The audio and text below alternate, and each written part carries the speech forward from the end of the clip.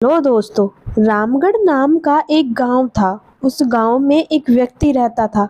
उसका नाम था मनोहर लाल। उसके पास एक छोटा सा खेत था, लेकिन हर साल सूखा पड़ने की वजह से रामलाल के पास खाने के लिए कुछ नहीं था और उसने धीरे धीरे गांव के सभी लोगों से कर्जा लेकर वो पूरी तरह से कर्जे में डूब चुका था। अब मनोहर लाल के पास कोई रास्ता नहीं था, इसीलिए वो गांव के पास में ही एक बहुत बड़ा शहर था, वहां जाकर और अपने वस्त्र बदलकर लोगों से भीख मांगा करता था। शाम के वक्त अपने कपड़े बदलकर वो गांव में खुशी खुशी जो कमाता वो लेकर आ जाता और उसका काम अब यही था। वह सुबह उठता और अच्छे कपड़े पहनकर घर से निकलता, रास्ते में फटे पुराने कपड़े पहनता और लोगों से भीख मांगता। कुछ लोग तो ये कहकर टाल देते कि हट्टे कट्टे हो, कमा कर नहीं खा सकते, लेकिन मनोहर लाल कहता, अगर आपकी इच्छा हो तो दो, वरना चलते बनो। उसका यही था, वो किसी से जोर जबरदस्ती नहीं किया करता था और खुशी खुशी अपने घर चला जाया करता था। गांव का एक अमीर मुंशी और जमींदार, जिससे मनोहर लाल ने कर्जा ले रखा था, दोनों मनोहर लाल की कुटिया पर आकर मनोहर लाल को खरी खोटी सुनाने लगते हैं। लेकिन मनोहर लाल कहता है, अरे सेठ जी, इतना भी क्या सुना रहे हो? मैं इतने दिनों से आपके ही पैसे इकट्ठे कर रहा था, कुछ तो बन गए हैं, कुछ मैं दे दूंगा। ऐसे कहकर मनोहर लाल ने उनको पैसे दिए और वे बड़े दुखी मन से वहां से निकल गए, क्योंकि वो मनोहर लाल की जमीन पर कब्जा कर चुके थे। अगर मनोहर लाल पैसे दे देता है तो उन्हें मनोहर लाल की जमीन वापस देनी पड़ेगी, लेकिन वो ठहरे लालची, उन्हें अब पैसे लेने में रुचि नहीं थी। तभी गांव का जमींदार अपनी पत्नी को शहर समुंदर किनारे घुमाने ले जाता है, उसे समुंदर दिखाने। तभी वो वहां देखता है मनोहर लाल एक व्यक्ति से भीख मांगते हुए कह रहा था, तुम मुझे 1 दोगे, मालिक तुम्हें 10,000 देगा। ऐसा सुनकर जमींदार को बहुत गुस्सा आता है और शर्मिंदगी महसूस करता है। मनोहर लाल के पास जाकर कहता है, वाह वाह, तो तुम्हारा काम ये है? गांव से तो बड़े अच्छे कपड़े पहनकर निकलते हो, छी, और तुम यहाँ भीख मांगते हो। तुम्हारी सारे राज खोलूंगा आज गांव में जाकर। लेकिन मनोहर लाल के लाख मना करने पर भी जमींदार गांव में आकर सभी को उसका असली रूप बता देते हैं। अब जब मनोहर लाल शहर से गांव में आता है, लोग उसे देखकर भिखारी भिखारी नाम से चिढ़ाने लगते हैं। कुछ दिनों तक ऐसे ही चिढ़ाने के कारण मनोहर लाल पूरी तरह से दुखी हो चुका था। लोगों के ताने अब मनोहर लाल से नहीं सुने जाते। वो जंगल में निकला और एक ऊंची सी चोटी पे चढ़कर कुछ सोचने ही लगा।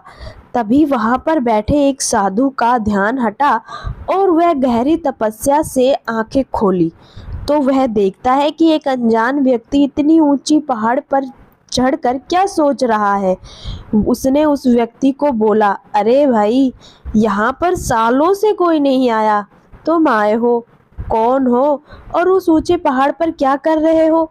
तभी मनोहर लाल साधु के पास आते हैं और अपनी सारी बात बताते हैं। मनोहर लाल की बात सुनकर साधु कहते हैं, वैसे तो तुमने मेरा ध्यान भंग किया है, इसलिए मैं तुम्हें श्राप भी दे सकता हूँ, लेकिन तुम तो खुद ही इतने दुखी हो, तो चलो मैं क्यों ना तुम्हारी कुछ मदद कर दूं। उसने अपने कमंडल से थोड़ा सा जल लिया और मनोहर लाल पर छिड़क दिया। मनोहर लाल के कपड़े भिखारी के कपड़े में बदल गए। ये देखकर मनोहर लाल बड़ा अचंभित हुआ और उसके पूछने पर साधु ने बताया कि तुम जब भी इन कपड़ों में भीख मांगोगे, तुम्हें 1 गुना मिलेगा और उसका 4 गुना तुम्हारे पास हो जाएगा। ये एक चमत्कारी कपड़े हैं। जब जब तुम इन कपड़ों को पहनकर भीख मांगोगे, कोई तुम्हें 1 रुपया देगा तो तुम्हारे पास वो 4 रुपए हो जाएंगे, और इसकी शुरुआत सबसे पहले मैं करता हूँ। साधु ने मनोहर लाल को 1 सिक्का दिया, लेकिन मनोहर लाल के हाथ में आते ही वे सिक्के 4 हो गए। ये देखकर मनोहर लाल बड़ा खुश हुआ। वो शहर आके एक ज्वेलर के पास उस सिक्कों को बेच देता है और पैसे लेकर घर आ जाता है और उन पैसों से एक बहुत अच्छा मकान बनवाता है गांव से बाहर। और वो भीख मांगता जाता है और मकान में काम करवाता जाता है। ठेकेदार से कहता है, मेरा मकान जल्दी से तैयार कर दो। ठेकेदार कहता है, कमाल है, एक भिखारी और वो भी इतना बड़ा मकान कैसे बनवा सकता है। लेकिन मनोहर लाल के पास जादुई कपड़े थे।